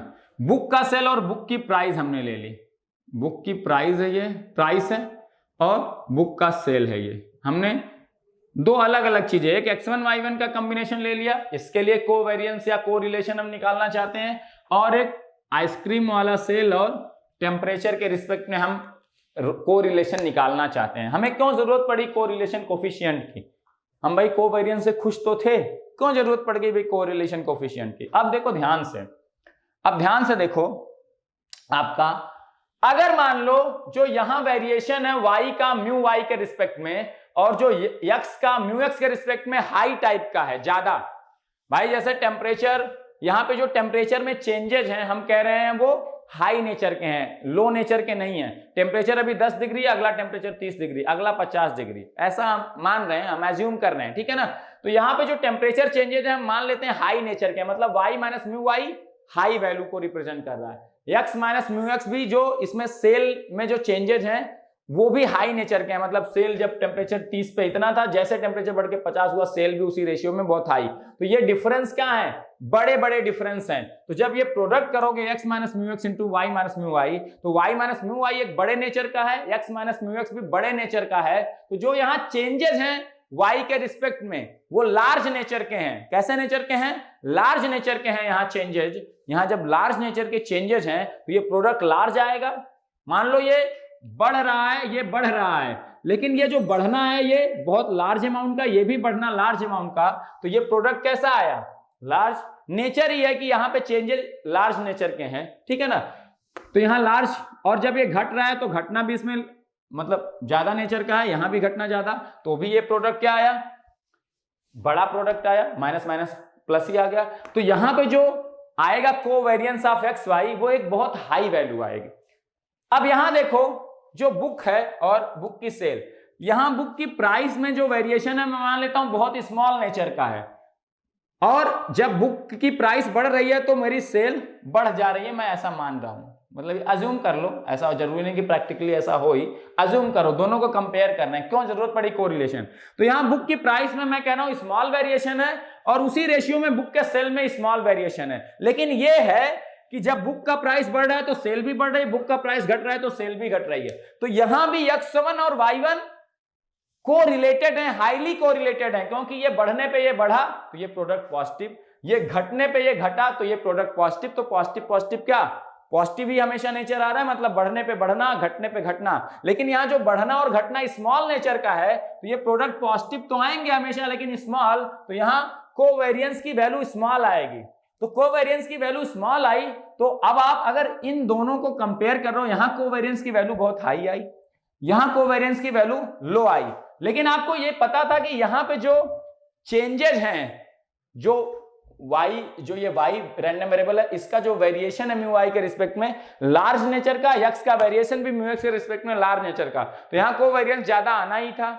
लेकिन दोनों हाईली कोरिलेटेड हैं, उससे यही इंफॉर्मेशन मिली। यहां पे y1 का नेचर ही ऐसा है कि इसमें चेंजेस स्मॉल हो रहे हैं, और x1 का नेचर ही ऐसा है इसमें चेंजेस स्मॉल हो रहे हैं। लेकिन y1 बढ़ने पे ये बढ़ रहा है, y1 घटने पे ये घट रहा है। तो यहां भी आपका कोरिलेशन बहुत हाई है, यहां भी कोरिलेशन बहुत हाई है, लेकिन यहां पे कोवेरिएंस की वैल्यू हाई आई मैग्नीट्यूड में, यहां पे कोरिलेशन की वैल्यू लेस आई।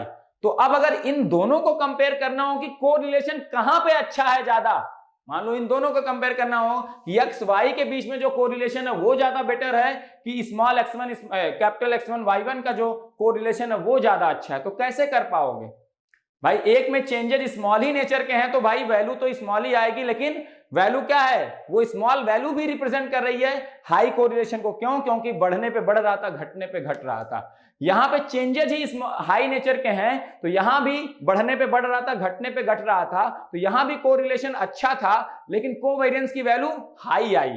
तो अब कैसे कंपेयर करोगे कौन ज्यादा अच्छा कोरिलेशन है। इसके लिए हमें कुछ नहीं करना है, हम कोरिलेशन कोफिशिएंट पे आ जाते हैं। हमने क्या कहा, अगर देखो मेरा x और y, अगर y ज्यादा नेचर, मतलब यहां पे चेंजेस ज्यादा नेचर के, यहां चेंजेस ज्यादा नेचर के हैं, तो जो वेरिएंस आएगा सिग्मा स्क्वायर y और सिग्मा स्क्वायर x ये ज्यादा होंगे। अभी आपने कहा ना जो y का वेरिएशन है म्यू y के रिस्पेक्ट में वो हाई नेचर का है, यहां पे हाई नेचर का है, इसीलिए क्या है यहां पे ये ज्यादा आया। यहां पे आपका क्या है सिग्मा y1 स्क्वायर, और यहां का वेरिएशन सिग्मा x1 स्क्वायर क्या है, स्मॉल है, क्योंकि यहां पे वेरिएशन स्मॉल हो रहे हैं। अगर मीन के अबाउट वेरिएशन स्मॉल होते हैं तो क्या होता है, वेरिएंस कम आता है। मीन के अबाउट वेरिएशन जो बाकी सैंपल वैल्यू है दूर दूर है, यहाँ लार्ज वैल्यूज हैं उससे दूर दूर वैल्यू है, तो वेरिएंस ज्यादा आता है। तो अब क्या है, यहाँ वेरिएंस जो है x और y का ज्यादा है, यहाँ वेरिएंस कम है। वेरिएंस अगर ज्यादा है तो इसका अंडर रूट क्या, सिग्मा y और सिग्मा x, जो कि डेविएशन होता है फ्रॉम द मीन वैल्यू। यहाँ डेविएशन मीन वैल्यू से क्या है, ज्यादा अमाउंट की है, वैल्यूज दूर दूर है, डेविएशन ज्यादा है ना। x माइनस म्यू एक्स का स्क्वायर ये रिप्रेजेंट करता है वेरिएशन को, और इसका अंडर रूट कर दें x माइनस म्यू एक्स, तो ये रिप्रेजेंट किसको करेगा, डेविएशन को। तो यहां डेविएशन लार्ज अमाउंट के हैं, यहां डेविएशन स्मॉल अमाउंट के हैं, तो हम यहां पे स्टैंडर्ड डेविएशन स्मॉल आएगा, यहां स्टैंडर्ड डेविएशन लार्ज आएगा। तो अगर मैं x माइनस म्यू एक्स और y माइनस म्यू वाई जो चेंजेज हैं म्यू इन के अबाउट, इनको नॉर्मलाइज कर दूं with respect to what standard deviation, तो आप दोनों को मैं एक ही प्लेटफॉर्म पे लेता आऊंगा, क्योंकि यहां x माइनस म्यू एक्स ज्यादा है इस केस में, y माइनस म्यू वाई ज्यादा है, यहां x1 minus mu x1 y1 minus mu y1 कम है, तो यहां ये भी कम आएंगे। तो अगर मैं देखो क्या करूं, नॉर्मलाइज कर दूं x माइनस म्यू एक्स को किससे, उसके स्टैंडर्ड डेविएशन से, क्योंकि x माइनस म्यू एक्स अगर लार्ज नेचर का तो सिग्मा x भी लार्ज नेचर का आएगा, तो ये नॉर्मलाइज हो जाएगा। अगर y minus mu y large nature का होगा तो सिग्मा y से डिवाइड कर दोगे तो ये क्या हो जाएगा, नॉर्मलाइज हो जाएगा। तो आप दोनों को एक प्लेटफॉर्म पे लेते हैं, यहाँ x1 minus mu x1 small है तो ये भी स्मॉल सिग्मा x1 और उससे डिवाइड कर दोगे तो नॉर्मलाइज होके दोनों एक प्लेटफॉर्म पे, ये लार्ज तो ये लार्ज डिवाइड करके नॉर्मलाइज करके सेम प्लेटफॉर्म पे लेते आया। ये small x minus mu x1 ये भी स्मॉल उसके करस्पॉन्डिंग डिवाइड कर दिया तो स्मॉल स्मॉल वो भी उसी प्लेटफॉर्म पे आ गया। तो दोनों को एक ही प्लेटफॉर्म पे लेते आए ताकि हम कंपेयर कर पाए। अब इस कोरिलेशन कोफिशिएंट की वैल्यू जब इसके लिए निकालूंगा और इसके लिए, वो वैल्यू आप कंपेयर कर सकते हो, जिसकी ज्यादा होगी कोरिलेशन कोफिशिएंट की वैल्यू, क्योंकि नॉर्मलाइज करके दोनों को एक प्लेटफॉर्म पे लेते आए, उसमें ज्यादा अच्छा कोरिलेशन होगा, जिसकी वैल्यू कम होगी उसमें कम अच्छा कोरिलेशन होगा। सिंपल सी बात है ना। तो हमने उसको नॉर्मलाइज करके एक प्लेटफॉर्म पे लाने के लिए हमने ऐसा किया और कुछ नहीं किया। अब देखो ये क्या हो जाएगा, सिंपली देखो वैसे भी expected value x minus mu x into y minus mu y is nothing but x minus mu x into y minus mu y is a random variable, क्योंकि x माइनस म्यू एक्स एक random variable ही है, x है इसमें, y minus mu y, तो product भी दो random variable का प्रोडक्ट भी एक रैंडम वेरिएबल, सिग्मा x और सिग्मा y पॉजिटिव कांस्टेंट है, तो ये expected value of constant into some random variable है, और कांस्टेंट हमेशा बाहर आ जाता है, आपको पता है। अगर ax का मुझे एक्सपेक्टेड वैल्यू बताना हो तो ये बाहर आ जाएगा, ये बचेगा क्या, expected value of x minus mu x into y minus mu y बच जाएगा, और ये आपको पता है कितना है 1 upon sigma x sigma y, देखो ये आ जाएगा expected value of x y minus mu x mu y, यही होता है, ये तो आप निकाल ही चुके हो। तो correlation coefficient sigma x y ये आ जाएगा। अब देखो इसको मैं थोड़ा, और इस सिग्मा रो एक्स वाई की वैल्यू हमेशा बिटवीन -1 to 1 होगी। ये 1 वैल्यू सिग्निफाई करता है हाईली कोरिलेशन, सबसे बेस्ट कोरिलेशन है, और -1 सिग्निफाई करता है हाईली इनवर्सली कोरिलेटेड, और -1 से 1 के बीच में जितनी वैल्यू 0 के पास में होगी उतना लेस कोरिलेशन है। सिंपल सी बात है, कोरिलेशन कोफिशिएंट। अब किसी भी रैंडम वेरिएबल में हो, वेरिएशन स्मॉल नेचर का हो या लार्ज नेचर का, उसको आप इस कोरिलेशन कोफिशिएंट की वैल्यू कैलकुलेट करके बता सकते हो कि कोरिलेशन कैसा है। अब देखो रैंडम वेरिएबल x को अगर मैं x से देखूं, x के साथ उसका कोरिलेशन देखूं, तो रैंडम वेरिएबल x कोई भी रैंडम वेरिएबल अपने खुद के साथ सबसे अच्छा कोरिलेशन बताएगा। क्यों? क्योंकि x में जैसा वेरिएशन होगा, जितने अमाउंट का होगा, दूसरे वाले x में भी, अगर मैं y रैंडम वेरिएबल को x ही ले लूं, x के बराबर ही ले लूं, तो x में जैसा वेरिएशन और पॉजिटिव वेरिएशन जितने अमाउंट का होगा, y में भी उतने अमाउंट का, पॉजिटिव अमाउंट का है तो पॉजिटिव अमाउंट का वेरिएशन होगा। इससे अच्छा कोरिलेशन कहीं हो सकता है? सबसे बेस्ट कोरिलेशन क्या होगा? किसी रैंडम वेरिएबल का खुद से, क्योंकि जैसा x में वेरिएशन होगा दूसरे x में भी वैसा वेरिएशन होगा। तो x का अपने x के साथ सबसे अच्छा वेरिएशन है। देखो उस केस में रो x की y की वैल्यू 1 आनी चाहिए, हाईली कोरिलेटेड केस है, 1 से ज्यादा ये जा ही नहीं सकता कभी भी। इस इंटीग्रेशन की वैल्यू मैथमेटिकली प्रूफ की जा सकती है, 1 से ज्यादा और -1 से कम हो ही नहीं सकती, ठीक है ना। आप लेकिन लॉजिकली समझ लो कि x का x से सबसे अच्छा कोरिलेशन है, इससे अच्छा कोरिलेशन हो ही नहीं सकता, और इस केस में रो x y की वैल्यू जो आएगी वही मैक्सिमम वैल्यू पॉसिबल है ना, कोरिलेशन कोफिशिएंट की, वो देखो 1 ही आएगी। आप देखो आप क्या निकालोगे, एक्सपेक्टेड वैल्यू ऑफ क्या, यही निकालोगे 1 upon sigma x sigma y sigma x के बराबर हो जाएगा, है ना। क्या लिखोगे, एक्सपेक्टेड वैल्यू ऑफ क्या, x इंटू वाई, वाई भी x ही है तो expected value of x square minus mu x into mu y क्या हो जाएगा, म्यू एक्स स्क्वायर हो जाएगा, ठीक है। और ये देखो क्या लिखा हुआ है, expected value of x square minus mu X square, expected value of x square minus expected value of x का होल स्क्वायर, ये लिखा हुआ है सिग्मा एक्स स्क्वायर, तो ऊपर आ गया सिग्मा एक्स स्क्वायर वेरिएंस नीचे भी सिग्मा एक्स स्क्वायर क्या है, वेरिएंस, ये क्या आ गई वैल्यू 1, और यक्स अपने यक्स के साथ सबसे ज्यादा हाईली कोरिलेटेड है, उस समय कोरिलेशन कोफिशिएंट की वैल्यू क्या है 1। अब देखो यक्स अपने दूसरा रैंडम वेरिएबल वाई को मैं ले लूं माइनस एक्स, तो यक्स माइनस एक्स के साथ सबसे अच्छे से इनवर्सली कोरिलेटेड होगा, क्योंकि यक्स में जितना पॉजिटिव चेंज होगा माइनस एक्स में उतने ही बराबर निगेटिव चेंज हो जाएगा। एकदम देखो सेम अमाउंट का इनवर्स चेंज, एक में यहां इनवर्स का मतलब 1/x नहीं होता, यहां मतलब एक में पॉजिटिव चेंज तो दूसरे में निगेटिव चेंज, यहां इनवर्स का ये मतलब होता है। इनवर्सली कोरिलेटेड का ये मतलब मत निकाल लो x और 1/x वाला, जैसा हम इनवर्सली प्रोपोर्शनल पढ़ते हैं। यहां इनवर्स का मतलब होता है एक में पॉजिटिव अमाउंट का चेंज तो दूसरे में उतने अमाउंट, जितना निगेटिव अमाउंट का चेंज हो जाए उतना इनवर्सली कोरिलेटेड है ना। पॉजिटिव में एक में निगेटिव चेंज हो तो दूसरे वाले में पॉजिटिव चेंज हो जाए तो ये इनवर्स कोरिलेशन को बताता है। यहां पॉजिटिव और निगेटिव से होता है इनवर्स कोरिलेशन, ध्यान रखना। अब देखो हम इसका अगर निकालना चाहें तो 1/σx, और देखो जो y रैंडम वेरिएबल है, y रैंडम वेरिएबल का आप अगर देखो ध्यान से, है ना, y इज इक्वल टू क्या है, हम देख लेते हैं यहां कितनी वैल्यू आती है, y is equal to -x। तो हमें y रैंडम वेरिएबल का पहले आपको सिग्मा y निकालना होगा। y रैंडम वेरिएबल का सिग्मा y स्क्वायर निकालें तो expected value of y square minus expected value of y का क्या होल स्क्वायर, ध्यान से, expected value of y square, y is equal to -x, तो expected value of x square, expected value of y क्या हो जाएगा, expected value of y is equal to expected value of -x, तो expected value of y हो जाएगा minus of expected value of x, that is μx। तो ये आएगा expected value of x square minus expected value of y minus μx उसका whole square, minus μx का whole square μx square आ जाएगा, और ये आ जाएगा expected value of x square minus μx का whole square, that is nothing but sigma x square. तो वेरिएंस सिग्मा y क्या है, standard deviation of the random variable y, and that is nothing but, ये देखो variance of आपने y निकाला है, variance of y का अंडर रूट ले लो तो आपको स्टैंडर्ड डेविएशन मिल जाता है, और वो सिग्मा x स्क्वायर आया, तो y इज इक्वल टू जो y रैंडम वेरिएबल है जो -x के बराबर है उसका स्टैंडर्ड डेविएशन भी सिग्मा x के बराबर है, तो सिग्मा x लिख लेते हैं, वेरिएंस ऑफ y क्योंकि सिग्मा x स्क्वायर के बराबर ही आया।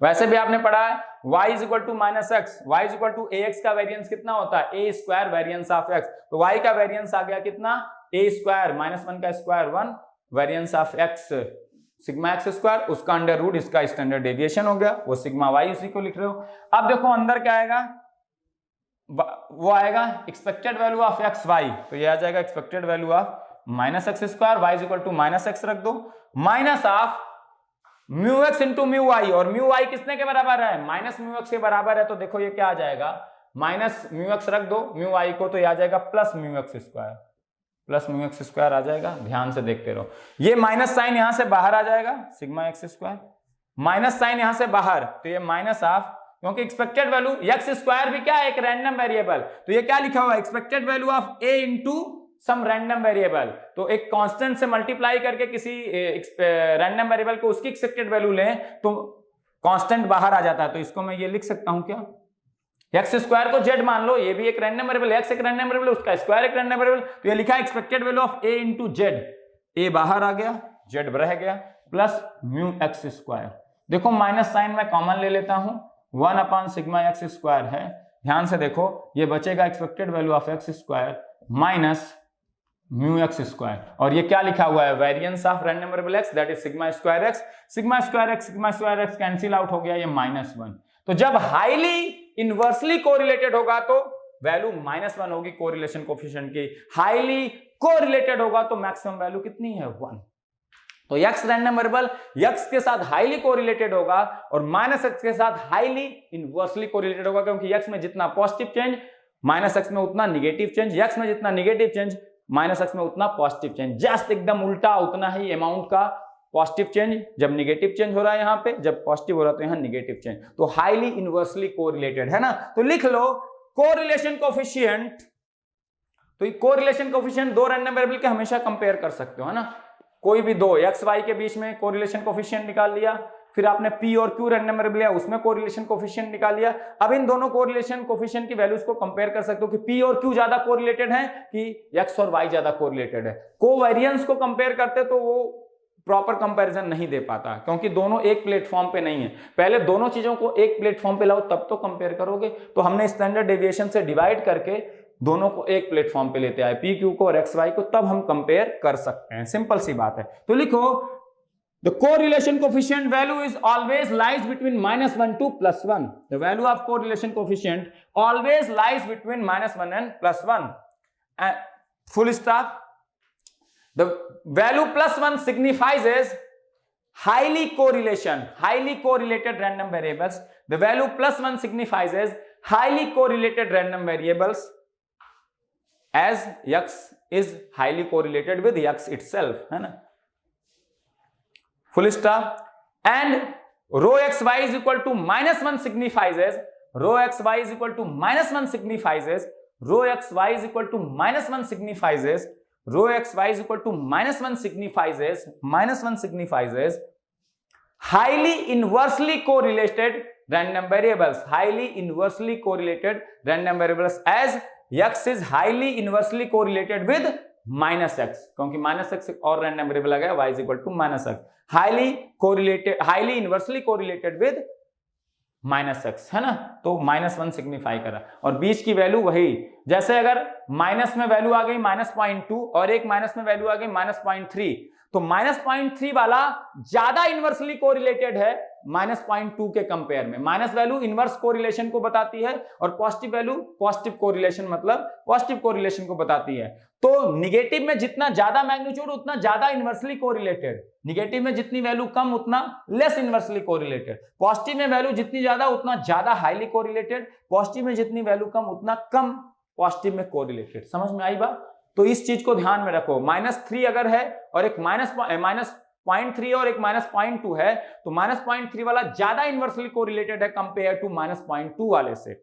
एक आया 0.2 और एक आया 0.3, तो 0.3 वाला ज्यादा कोरिलेटेड है। यहां पे इनवर्स वर्ड नहीं यूज करोगे तो पॉजिटिव कोरिलेशन अपने आप में, इनवर्स यूज कर दिया तो निगेटिव कोरिलेशन को बताता है, और इनवर्स नहीं यूज किया तो पॉजिटिव कोरिलेशन अपने आप में, उसको कोरिलेटेड ही बोलते हैं, है ना?